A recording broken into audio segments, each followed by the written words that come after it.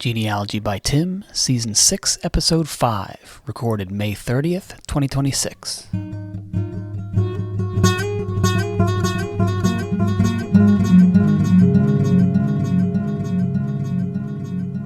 I'm Tim. The website is genealogybytim.com. The email address is tim@genealogybytim.com. And another month has gone by. It's time for a new podcast. This month, more progress on PALS. I let you know what I've done in the last month in furtherance of completing my PALS application, and also new cousins.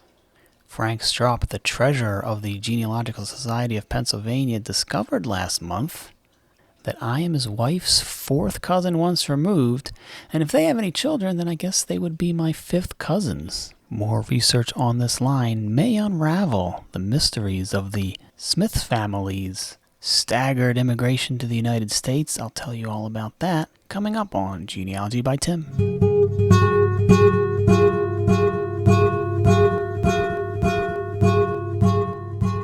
Last month on the podcast, I told you about the progress I've made completing my application for the Pennsylvania Ancestors Lineage Society. I told you about how I ordered the death certificates of my paternal grandparents and great-grandmother. I told you about how I filled in the new landscape-oriented application. The work continued this month as I paid careful attention to the checklist for preparing and submitting an application to the Pennsylvania Ancestors Lineage Society. This checklist is available on the Genealogical Society of Pennsylvania's website, and it's to be completed and submitted along with the application. For those new to the podcast, I am trying to prove that I'm descended from Nicholas Hogendobler, who emigrated to the United States from Switzerland in 1750, because it wasn't the United States at that time, it was the colonies then. And so I must meticulously document 10 generations of ancestors, put all the information in this application, provide supporting documents in a way that's easy for others to understand and follow my trail of evidence. And in the process of doing that, the Genealogical Society of Pennsylvania has us applicants complete a checklist just to keep us on a straight and narrow, make sure we're doing things the way they expect them to be done. I'll link to the checklist in the show notes so you can follow along if you like. Last month I was working on the first 4 checks of the checklist. Use reliable evidence from primary sources, such as government-issued vital records. To fulfill that check, I swapped out some newspaper obituaries, some online funeral home obituaries for the actual government-issued vital records. That would be for my paternal grandparents and my paternal grandmother's mother. Also, not used county or church histories. This is from the checklist.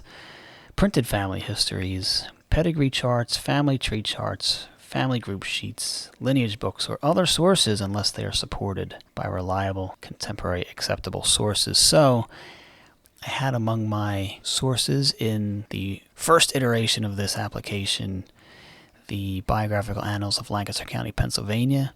I've since taken that out of my sources list and instead either relied on other sources where necessary, or if unnecessary, I simply dropped the information from the application. And I also documented complete information as appropriate for at least the first 3 most recent generations. And that was the purpose of ordering the death certificates. And then it says, after that, I have documented at least a birth date and place, or a death date and place for each identified person in each generation. Now that one's going to be tough because the only real source of Catherine Hogendobler's birthday, or birth date I should say, is from her gravestone monument at Silver Spring Cemetery in West Hempfield Township, Lancaster County. And that's really too weathered to photograph legibly, but if you go to it, you can barely kind of make it out with your own eyes. Other than that, I believe I fulfilled that check of the checklist last month as I was compiling my documents. This month I spent many hours during Memorial Day weekend. I was on the computer, hours at a time, each day of that weekend, making more modifications to the document in order to satisfy some of the checks of this checklist. One thing they ask for in the checklist is that applicants include a title page and or publication page for all published works. So that means if I'm getting my information from a book, they want me to include not only the page with the information, they also want the title page so that the reviewers who are reviewing these applications know where I got that information, from what book, from what publication. So I spent a lot of time adding those title pages, and when I originally went out to Lancaster, went to the Lancaster History Museum and Research Center, sometimes I photographed the title page of the book, but a lot of times I photographed the outside of the book, the spine of the book where the call number is, and also the front of the book where the title is. So I hope that that is satisfactory, and it should help the reviewers identify the source material. So after having added all of those title pages and cover photographs, my word processor file full of documents now boasts 45 separate documents spread across 72 pages. So this is going to be quite a large application, and for that purpose, I have arranged all these documents in a binder so that they'll be easy for the reviewers to flip back and forth, find the information that I'm using to support the claims I made on my application. Now, a word about the binder. I've decided to switch formats from standard 8.5 by 11 letter paper to 8.5 by 14 legal paper for these documents. And the reason I made that switch is that one of the checklist items asks that I check that every copy of each document is legible and clearly proves what I'm saying it proves. I was concerned that the 8.5 by 11 paper was too small to contain both the citations that I wanted to put and a copy of several of these documents. The originals often come on 8.5 by 11 paper. Some of them come on legal paper themselves, so trying to cram the citation and a copy of the document onto an 8.5 by 11 sheet of paper. Some of these documents were getting kind of small, getting kind of tiny, and I thought to enhance the legibility of these documents, I thought, well, let's use 8.5 by 14 legal paper so that some of these documents can be reproduced in nearly their original size, and they can have a nice full citation above, all on the same paper. Now, it doesn't say anything here in the checklist about what size paper you should use, so I'm hoping this is okay. And one thing I discovered in the process of buying the new binder for my 8.5 by 14, I discovered there are not so many choices once you stray away from standard letter size 8.5 by 11 paper. I was looking high and low for a half-inch ring 8.5 by 14 binder. I could not find one. I did find a 1-inch ring 8.5 by 14 binder. So that's going to have to do. It's going to be a little thicker than I think I need it to be, but it'll have to do. And the price was something else too. I mean, you can get binders pretty cheap, 8.5 by 11, but these 8.5 by 14 binders are like $20. There's nothing really special about them either other than their size. And then the dividers are another story. So like I have a few different sections. I have a application section, I have a document section, and then the appendix where I'm proving descendancy through land records. It's a separate section. In my first version of this application, I had those separated by 3-ring dividers, and those of course are 8.5 by 11. If you go on Amazon and look for 8.5 by 14 dividers, your choices are limited, and they're going to take weeks to get here. So it's weird. Once you get out of, the comfort zone of 8.5 by 11 paper, things get expensive, things get rare, things take a long time to ship. So patience is necessary here for this project, but I think it's going to be worth the extra time and money. In addition to adding the cover pages, title pages, and changing the format to 8.5 by 14, I also spent a lot of time editing the documents themselves in a image editor to add arrows and underlines to the pertinent information. It's one of the checklist items. It says, Check to make sure that you have underlined the pertinent portions of the documents in red or placed arrows in the margins to draw attention to them. I have not used highlighters. And surely the people who wrote this checklist would be satisfied if I simply used a pen and drew arrows and underlines on the documents. I went ahead and added these digitally to the image files because that would make it easier for me if I wanted to reproduce a paper or maybe make a second copy of the binder for myself, maybe quickly correct an error and reprint one of the sheets, and I don't have to go run around looking for a red pen to redraw all my arrows. They are where they need to be in the digital file, reproducible. But one thing I'm a little concerned about is the instruction here that says I have not used highlighters. Now, I didn't take one of those marker highlighters, but what I did do on many of my documents is I digitally highlighted some pertinent information. So when I run my application by one of the reviewers, are they going to say that that was sort of a violation of the highlight guideline? I mean, I didn't actually use a highlighter, but I did highlight things by other means. So that was all like in the process of doing all the image editing. I was like, oh, this will look cool. I'll just, highlight this portion. And then I went over and read the checklist and it says do not use highlighters. So I was like, I wonder, but we'll see. They're easy enough to remove, but it'll take a little more time on the computer. Another month, but we'll see. We'll see how that turns out. So another thing I spent a lot of time doing this month is updating the source and citation information. As I said earlier, I switched to 8.5 by 14 paper, so there would be a nice area at the top of the page for me to write my citations, and then below the citations will be a full-size area where I am reproducing the documents. The checklist item says, check to make sure you have written a complete source citation on the front of each page of each document. If retrieved from an online source, that source is clearly noted. If there's no space on the front, the information can be written on the reverse of the page. I made room on the front by going with larger paper.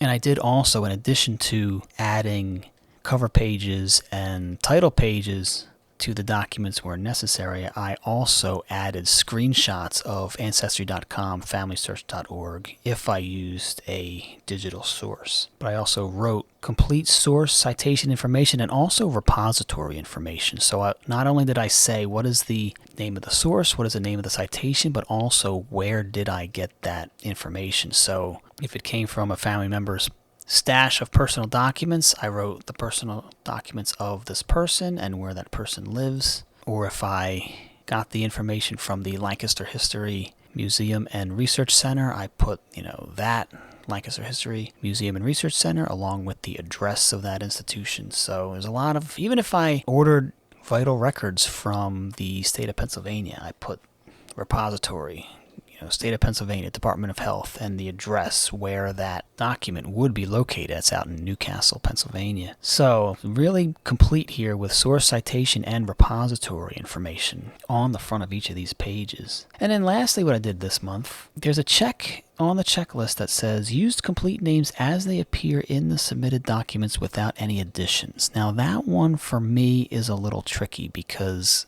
in a lot of places in this application, especially once you get in the Hogendobblers, they spell their names as many ways as there are stars in the sky. Some documents have the same guy's name spelled differently in two different places in the document.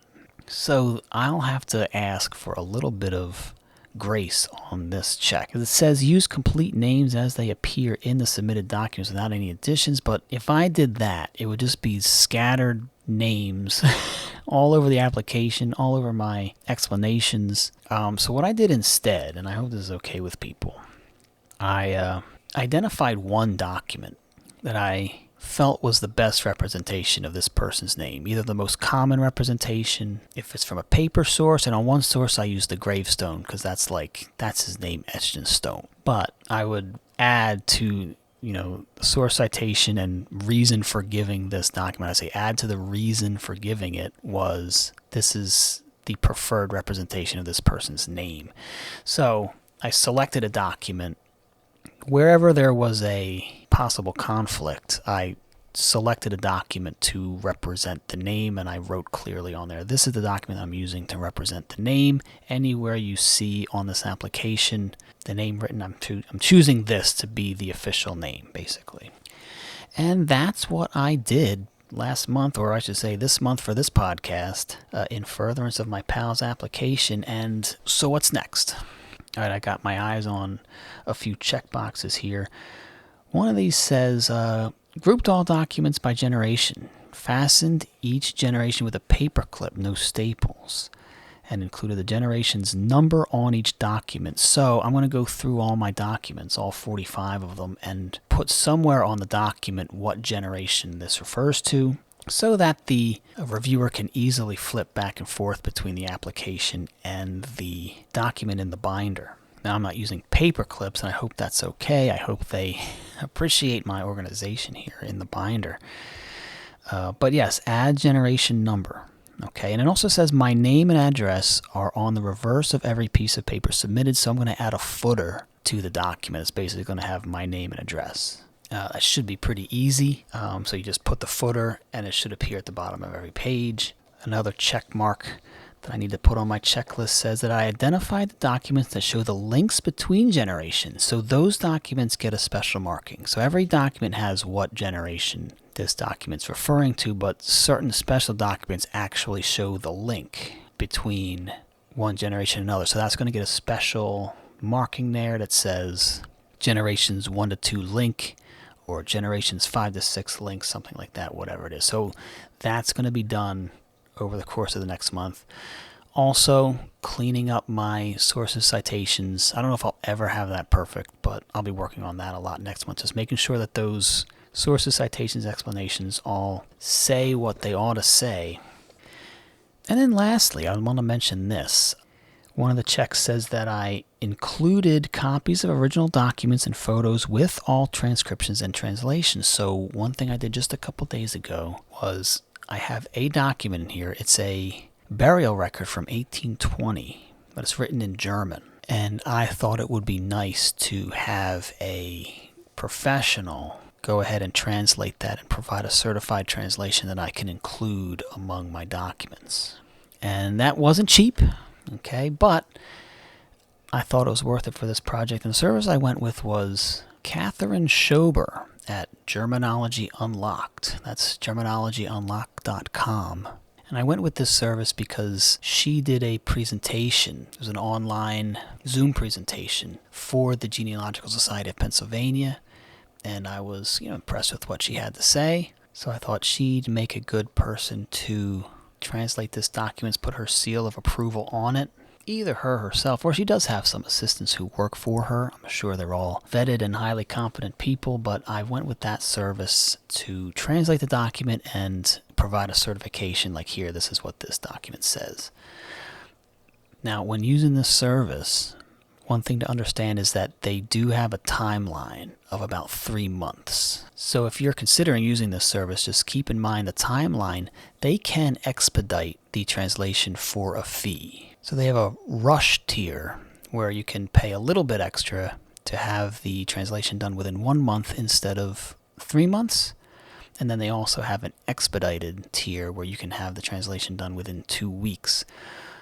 I went middle of the road. I went with the rush option because I would like to have this PALS application done by July so I can present it to the Genealogical Society of Pennsylvania in commemoration of America 250. So that I have family ancestors that go back to the American Revolution, and this is kind of what I'm doing to celebrate that. And then hopefully by June's podcast at the end of next month, I'll be able to say this is just about finished. It should probably be all printed and placed in the binders by then. I'm probably just doing some last-minute revisions and corrections at that point, but hopefully by the end of June I'll be able to say, hey, I've got this thing just about done, and I'll let you know what's in it at that time.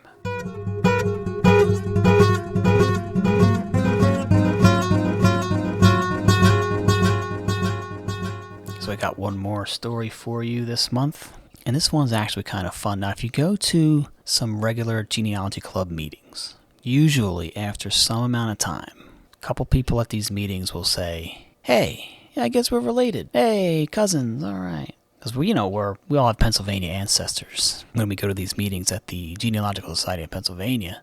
So it's not implausible that you go back 10 generations, you're going to find some common ancestors. And I've seen this happen 2 times, 3 times, 4 times. Hey, we're cousins, hey. And I always wondered, when am I going to meet a cousin here in this meeting? Well, guess what? That happened. At our last meeting, the treasurer, Frank Strop, is also the guy who organized the second Saturday meetings. And he was doing some research on his wife on FamilySearch.org, on the family tree. And he went back several generations and he started seeing a familiar name editing the family search tree. And that name would be my name. It was Genealogy by Tim. That's my username on Family Search.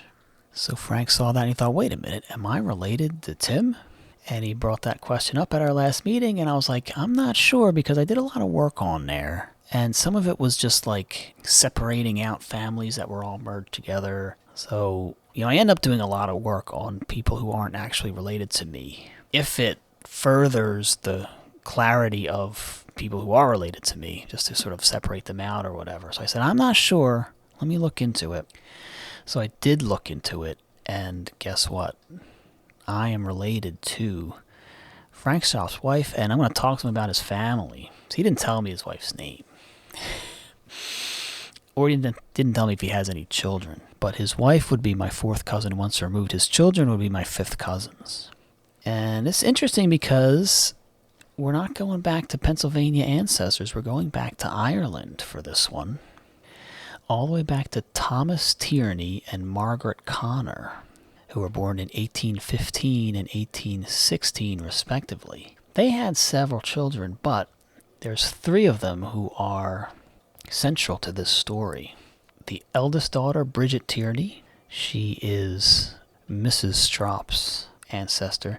The second daughter, Maria Tierney, is my ancestor. And then there's also an Anna Tierney who enters the mix, and I'll tell you about that in a little bit. But first, the families. Thomas Tierney and Margaret Connor had their first daughter, Bridget Tierney, in 1845. She married a Thomas Callahan in Ireland.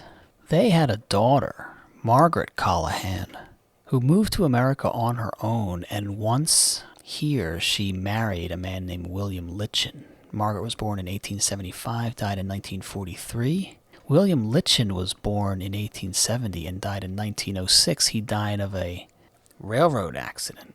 And that seems to be a pattern in his family, as you'll see. Margaret and Thomas's other daughter, Maria Tierney, was born in 1846. I'm not quite sure when she died. She married James R. Smith in Ireland. And this is where the mystery happens. I referred to this in the opening, that there's kind of a mystery here. I'm not quite sure what happened, because my great-great-grandfather was a son of James Smith and Maria Tierney. For some reason or other, James Smith and Maria Tierney came to America, but they left poor William behind. I'm not sure why they did that. James Smith and Maria Tierney came to America in 1857 and settled in Boston. Their son, my great-great-grandfather, William Smith, who was born in 1870. He came to America in 1892, and he settled in Philadelphia. And I always wondered, why did this happen with his family? Why do you have parents going to America, leaving a child behind? Parents go to Boston. Parents have more children in Boston. Okay, and then their son comes over to America later and settles in Philadelphia. Now enter this other daughter, Anna Tierney, who married a John Cosgrove. Now, I'm not sure if they got married in Ireland or if they got married in Philadelphia, but they eventually settled in Philadelphia. Okay, so you have Thomas Tierney and Margaret Connor. They are the common ancestors, okay? You have Anna Tierney is a daughter of theirs, married John Cosgrove. They moved to Philadelphia. You have James R. Smith and Maria Tierney. My great-great-great-grandparents moved to Boston. You have Bridget Tierney and Thomas Callahan. They have that daughter, Margaret Callahan. And here's where it all comes together. On Margaret's passenger list, it says that she's going to an aunt, Anne Cosgrove. And it gives the address, 4744 Marion Street. So initially, we weren't even sure if Anna Tierney was a daughter of Thomas Tierney and Margaret Connor. But since this passenger list identified her as the aunt of Margaret Callahan, I think we can reasonably assume that she is another daughter of Thomas Tierney and Margaret Connor, sister to Bridget Tierney and Maria Tierney. Of course, that's not 100% proven, because some people use the term aunt to mean a few different things, but I think we have probable cause, I guess you'd say, to believe that Bridget, Maria, and Anna Tierney were sisters. Bridget stayed in Ireland. Maria married James Smith, moved to Boston. Anna Tierney and John Cosgrove lived in Philadelphia. Margaret Callahan, daughter of Bridget, when she came to America, it said on her passenger list that she's going to stay with her aunt, Anna Cosgrove, at 4744 Marion Street. So I thought, I wonder if I could find my great-great-grandfather's passenger list this way. I hadn't looked for it. I was just too intimidated by the name William Smith. There's got to be a zillion William Smiths. But I said, maybe we have a little more information here about where he ended up in Philadelphia. So I used Family Search, used the full text to look through some of the passenger lists for 1892, and I found one. Don't ask me how I found it, but I found it, and I've saved it right to that family tree, and now I can come back to it whenever I want. But it said William Smith, WM, abbreviated, William Smith, and then it says in the last column, PPD, I'm not sure what that means, passage paid maybe, or whatever. But it says, to aunt, 4644 Marion Avenue. Now, like I said earlier in the podcast, 4744, but the correct address is 4644. But in any case, that uniquely identifies my great-great-grandfather, William Smith, and it looks like both William Smith and Margaret Callahan went from Ireland. They were cousins, and they both went from Ireland to stay with their Aunt Anna Cosgrove. So I'm not sure if they ever sort of lived together with Anna, or if Margaret came and left, and then William came and left. I don't know if they lived at the same time, but that's a link between my great-great-grandfather and Mrs. Stropp's ancestor, Margaret Callahan, is that they both seem to have lived under the roof of their Aunt Anna Tierney and her husband, John Cosgrove. Now, if you were able to follow all that, you are better than I. I would have gotten lost in the sauce there. I was just kind of excited about this whole story and just wanted to, as briefly as possible, just give all the names and the relationships there. But I can't wait to get back to the meeting next month and tell Frank what I discovered here and see if he has any more information. So we kind of have a narrative of how William Smith, my great-great-grandfather, ended up in Philadelphia. Still not quite sure why James Smith and Maria Tierney, those are William's parents, I'm not quite sure why they went to Boston. But interestingly, they both died in Boston before William Smith, my great-great-grandfather, came to America. So he wouldn't have gone to live with his parents. He does have siblings in Boston, but he chose instead to come to Philadelphia with his aunt, Anna Cosgrove. And maybe, we'll do some more research and maybe we'll come up with some more information about this family. See what the Boston connection is. But I just thought that was interesting, and I thought I'd share that.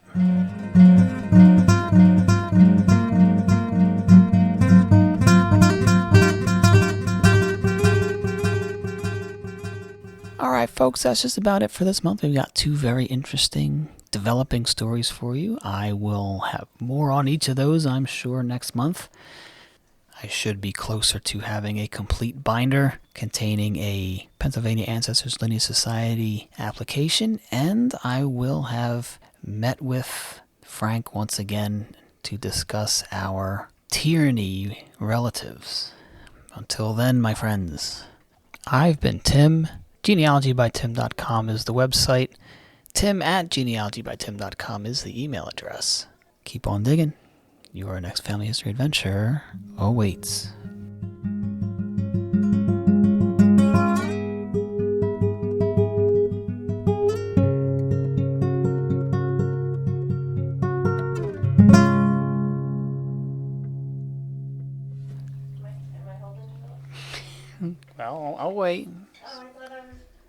quiet and stuff. I don't know about that. Alright, I'm gonna go to the bathroom, so toilet will be flushing in a second. All right. And then after that, I will We'll make accommodations.